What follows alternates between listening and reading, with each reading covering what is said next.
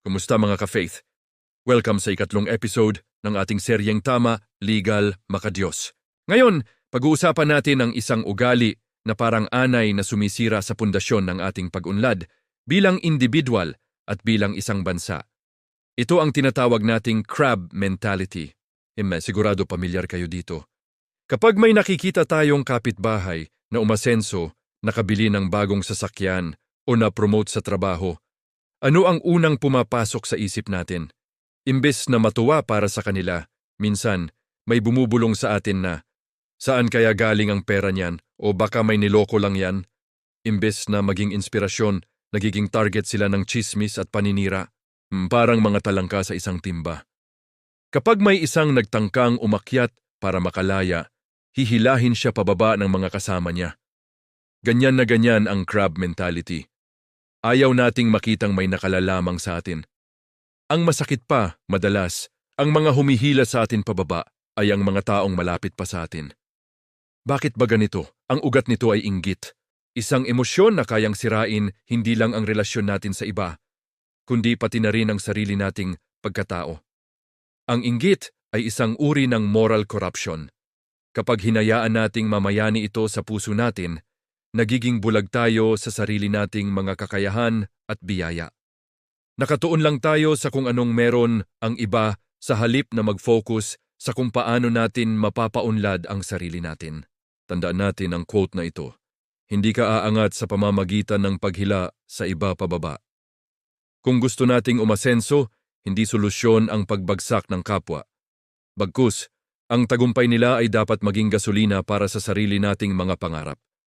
Ano naman ang sabi ng Biblia tungkol dito? Napakaganda ng paalala sa atin sa Romans 12:15, Rejoice with those who rejoice. Yamando sa Tagalog, makigalak kayo sa mga nagagalak. Simple lang, di ba? Pero napakalalim ng kahulugan. Sinasabi dito na dapat tayong matutong maging masaya para sa tagumpay ng ating kapwa. Ang pagiging masaya para sa iba ay hindi kabawasan sa atin. Sa katunayan, ito ay tanda ng isang pusong malinis at mapagmahal. Kapag nagagalak tayo sa tagumpay ng iba, tinatanggal natin ang lason ng inggit sa ating sistema. Nagbubukas ito ng pinto para sa positibong pananaw at nagbibigay daan para makita natin ang mga oportunidad sa paligid natin. Ang tagumpay ng isa ay maaaring maging inspirasyon para sa lahat. Isipin niyo kung babaguhin natin ang ating pananaw. Sa halip na hilahin pababa ang umaangat, paano kung tulungan natin siyang umakyat pa? Paano kung ang komunidad natin ay puno ng suporta sa halip na paninira? Di ba't lahat tayo ay aangat, magiging isang lipunan tayo na hindi lang umuunlad sa material na bagay, kundi pati na rin sa moralidad at pagkakaisa. Ang unang hakbang para labanan ang crab mentality ay nasa ating sarili. Magsimula tayo sa pagiging grateful o mapagpasalamat sa kung anong meron tayo. Pangalawa, kapag may nakita tayong umaasenso, piliin nating matuwa. Batiin natin sila, tanungin kung paano nila nagawa at gawin silang inspirasyon. At pangatlo, isabuhay natin ang sinasabi sa Roma 12:15. Let's practice genuine happiness for others. Ang crab mentality ang unang kalaban ng asenso. Huwag nating hayaang ito ang magdikta ng ating kinabukasan. Piliin nating maging tulay, hindi pader. Piliin nating magtulak pataas, hindi humila pababa.